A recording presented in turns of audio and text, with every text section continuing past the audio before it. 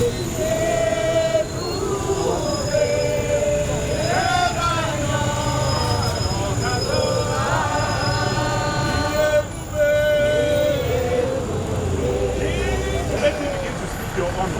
the mighty name of Jesus. Amen.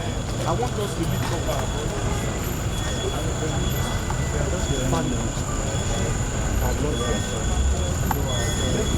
Of your people, that you will intercede. Give them the heart to take this faith.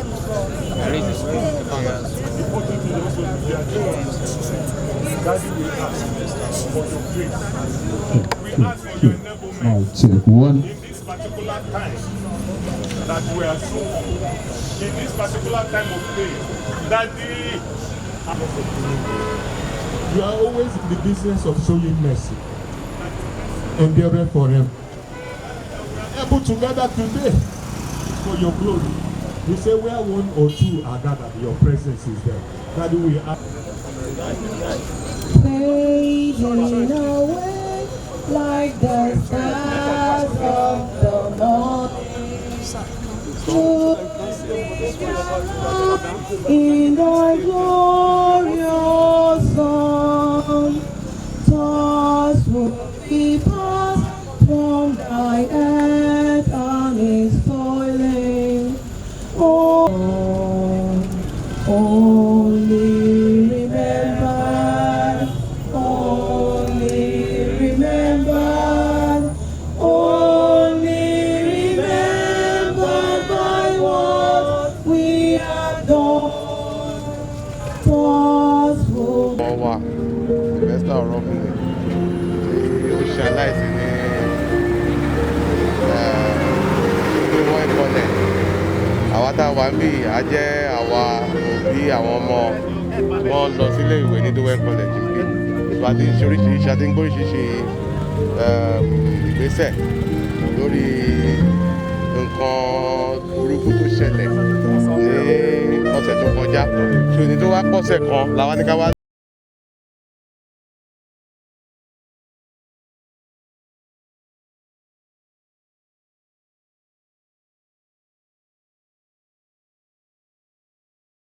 Nǹkan tó ń ṣẹlẹ̀ bí as parents torí ọmọ yìí ọ̀rẹ́ ọmọ wa ni ọmọ tiwa náà ni àmú bẹ́ẹ̀ kọ́ ọmọ tiwa ẹgbẹ́ ìwé wọn bó ṣe rí lára àwọn òbí ẹ̀.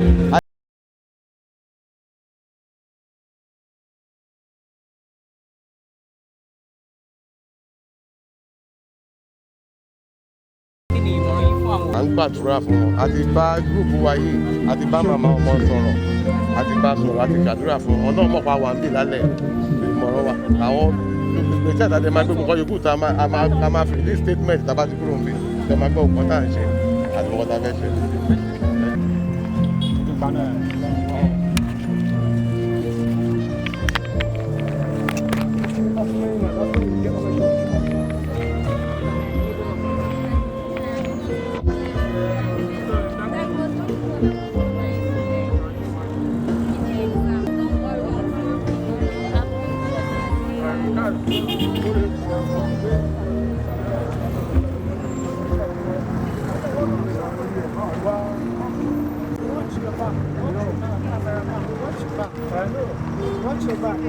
Lẹ́gbọ̀n yìí bá ṣubú mi ní dáhùn lóhùn àwọn tó kù.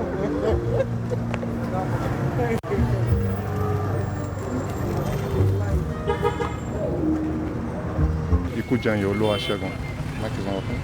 Àṣà má ṣe rí bí àwọn ṣe pọ̀ jù nígbà yìí kí ni nǹkan tí àwọn òbí ṣe. Mo gbọ́ ìbéèrè yín. Kí ni nǹkan tí àwọn òbí ṣe lálẹ́ yìí? Ok, ẹ ṣáà ti gbọ́ ìṣẹ̀lẹ̀ tó ṣẹlẹ̀ ní school Dowen. Ọmọ kan ṣaláìsí. Bọ́mọ yẹn dẹ̀ ṣe ọ̀nà tọ́mọ yẹn fi ṣaláìsí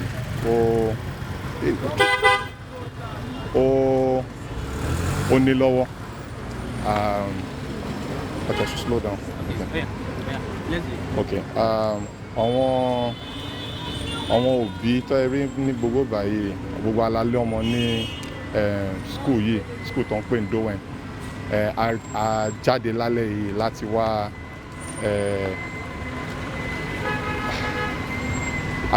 wá express support wa and àwa bá àwọn ọmọnìyí tó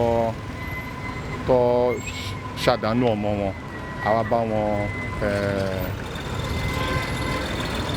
Yorùbá yẹn lè fún mi ṣe ìbánikẹ́dùn. àwa bá wọn ṣe ìbánikẹ́dùn so a dẹ̀ ń fi àkókò yìí náà a fi pé àwọn olùdarí school pé kó ṣe èyí tó tọ́ kó support ìwádìí tí ìjọba ń ṣe tí ọlọ́pàá ń ṣe tí gbogbo àwọn agencies ìjọba ń ṣe láti dé the root cause of this particular problem. Ọmọ tèmi tó wà ní school yìí a gbé ní school ní ọjọ́ Friday ìyẹn kó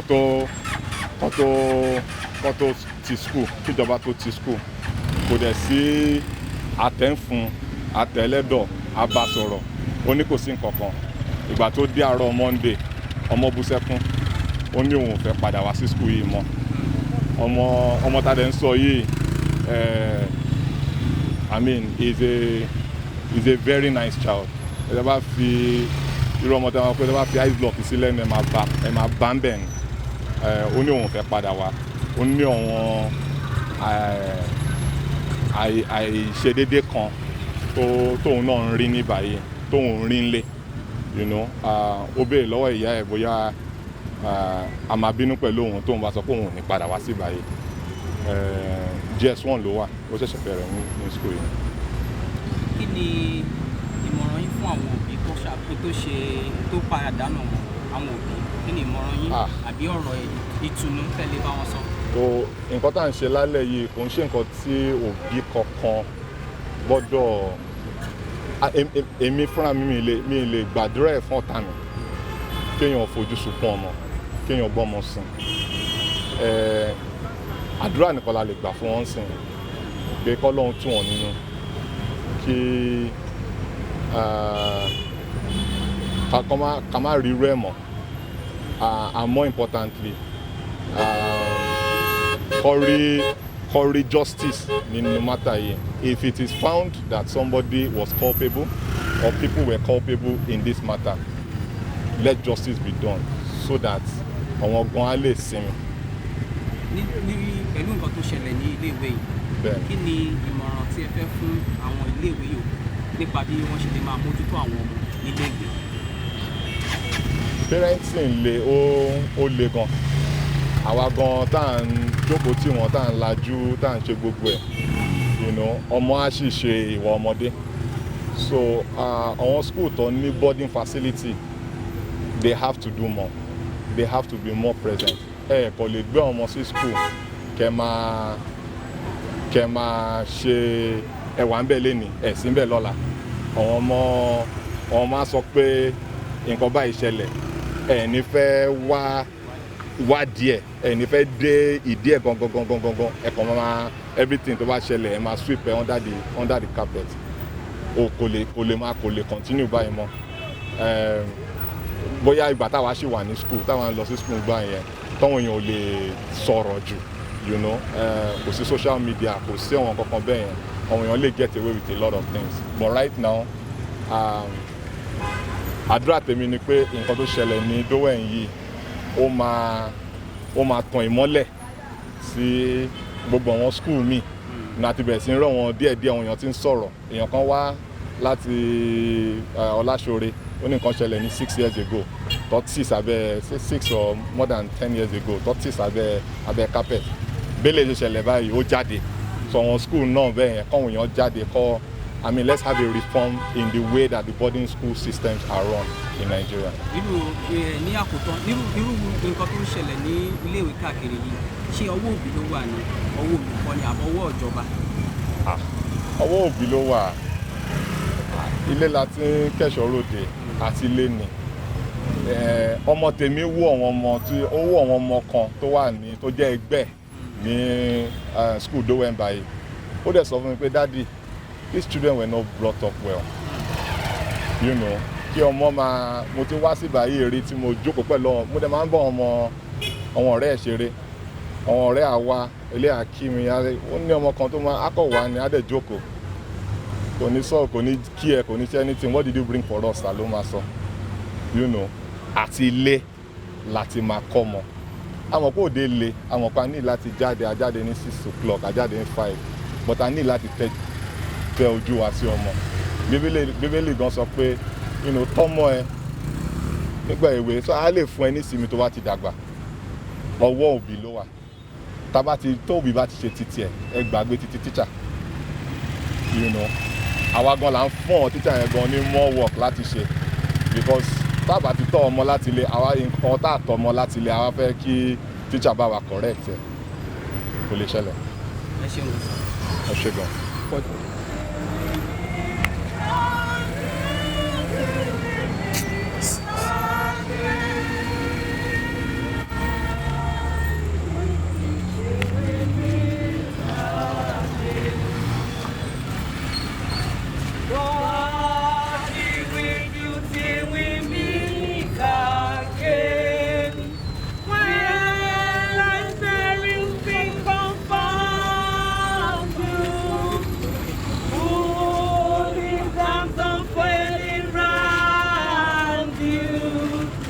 God be with you till we meet again, till we meet again, till we meet again.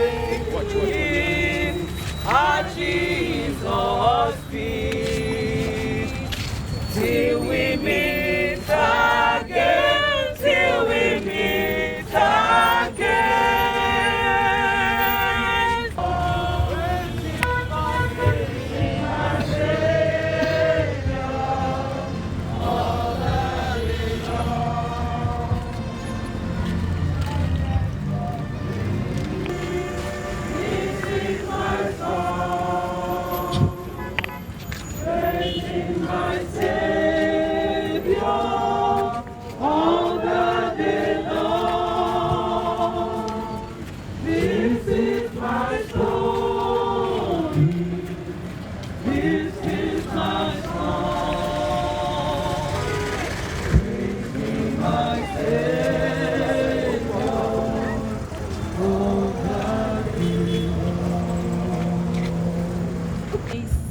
May his gentle soul continue to rest in peace. Amen.